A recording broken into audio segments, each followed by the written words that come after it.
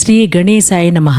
సంపూర్ణ కార్తీక మహాపురాణము 8వ రోజు పారాయణము. ఓ జనక నరేంద్ర, కార్తీక మాసములో ఎవరైతే హరిముందర నాట్యము చేస్తారో వాళ్ళు శ్రీహరి ముందర నివాసులవుతారు. కార్తీక ద్వాదశి నాడు హరికి దీపమాలార్పణ చేసేవాళ్లు వైకుంఠములో సుఖిస్తారు. కార్తీక మాస శుక్లపక్ష సాయంకాలాలందు విష్ణువుని అర్చించేవాళ్లు స్వర్గనాయకులవుతారు. ఈ నెల రోజులు నియమముగా విష్ణు ఆలయానికి వెళ్ళి దైవదర్శనము చేసుకునేవాళ్లు సాలోక్య మోక్షాన్ని అందుకుంటారు. అలా గుడికి వెళ్ళేటప్పుడు వాళ్ళు వేసే ఒక్కొక్క అడుగుకు ఒక్కొక్క అశ్వమేధ యజ్ఞ ఫలాన్ని పొందుతారు. కార్తీక మాసములో అసలు విష్ణుమూర్తి గుడికి వెళ్ళని వాళ్ళు ఖచ్చితముగా రౌరవ నరకానికో కాలసూత్ర నరకానికో వెళతారు. కార్తీక శుద్ధ ద్వాదశి నాడు చేసే ప్రతి సత్కర్మ అక్షయ పుణ్యాన్ని, ప్రతి దుష్కర్మ అక్షయ పాపాన్ని కలిగించుతాయి. శుక్ల ద్వాదశి నాడు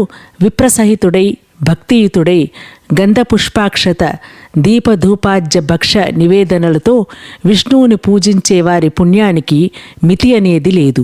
కార్తీక శుద్ధ ద్వాదశి నాడు శివాలయములో గాని కేశవాలయములో గాని 1,00,000 దీపాలను వెలిగించి సమర్పించేవాళ్లు విమానారూఢులై దేవతల చేత పొగడబడుతూ విష్ణులోకాన్ని చేరి సుఖిస్తారు. కార్తీకము నెల్లాళ్ళు దీపము పెట్టలేని వాళ్ళు ద్వాదశి, చతుర్దశి, పూర్ణిమ ఈ 3 రోజులైనా దీపమును పెట్టాలి. ఆవు నుండి పాలు పితికేందుకు పట్టేటంత సమయమైనా దైవ సన్నిధిలో దీపమును వెలిగించిన వాళ్ళు పుణ్యాత్ములే అవుతారు. ఇతరుల పెట్టిన దీపాన్ని ప్రకాశింపచేసిన వాళ్ల పాపాలు ఆ దీపాగ్నిలోనే కాలిపోతాయి. ఇతరులు ఉంచిన దీపము ఆరిపోయినట్లయితే దానిని పునః వెలిగించేవాడు ఘనమైన పాపాల నుండి తరించిపోతాడు. ఇందుకు ఉదాహరణగా ఒక కథ చెబుతాను, విను. ఎలుక దివ్య పురుషుడగుట.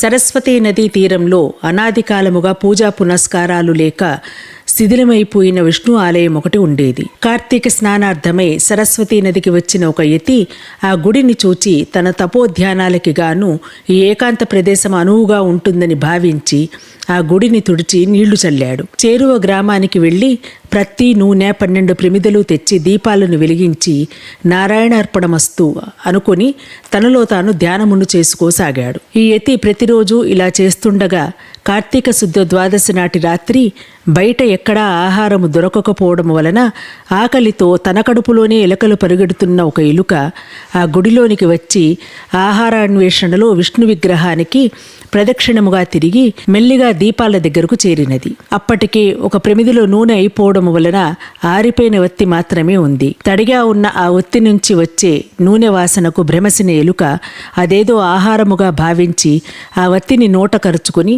పక్కనే వెలుగుతున్న మరో దీపము వద్దకు వెళ్లి పరిశీలించబోయింది. ఆ పరిశీలనలో అప్పటికే నూనెతో బాగా తడిసి ఉన్న ఆ ఆరిపోయిన వత్తి కొన వెలుగుతున్న వత్తి అగ్ని సంపర్కమై ఉండడంతో ఎలుక దానిని వదిలివేసింది. అది ప్రమిదలో పడి 2 ఒత్తులు చక్కగా వెలగసాగాయి. రాజా, కార్తీక శుద్ధ ద్వాదశి నాడు విష్ణు సన్నిధిలో ఒక యతీంద్రుడు పెట్టిన దీపము ఆరిపోగా అదే విధముగా ఎలుక వలన పునః ప్రజ్వలితమై తన పూర్వ పుణ్యవశాన ఆ మూషికము ఆ రాత్రి ఆ గుడిలోనే విగతదేహి అయి దివ్యమైన పురుష శరీరాన్ని పొందటం జరిగింది. అప్పుడే ధ్యానములో నుండి లేచిన యతి ఆ పూర్వ పురుషుణ్ణి చూసి, ఎవరు నువ్వు, ఇక్కడికి ఎందుకు వచ్చావు అని అడగటంతో ఆ అద్భుత పురుషుడు, ఓ యతీంద్ర, నేనొక ఎలుకను, కేవలం గడ్డిపరకల వంటి ఆహారంతో జీవించేవాడిని. అటువంటి నాకిప్పుడు ఈ దుర్లభమైన మోక్షము ఏ పుణ్యము వలన వచ్చిందో తెలియడం లేదు. పూర్వజన్మలో నేనెవరిని, ఏ పాపము వలన అలా ఎలుకనయ్యాను, ఏ పుణ్యము వలన ఈ దివ్యదేహమును పొందాను, తపస్సంపన్నుడవైన నువ్వే నన్ను సమాధానపరచగలవాడివి, దయగలవాడివై వివరించు, నేను నీ శిష్యుణ్ణి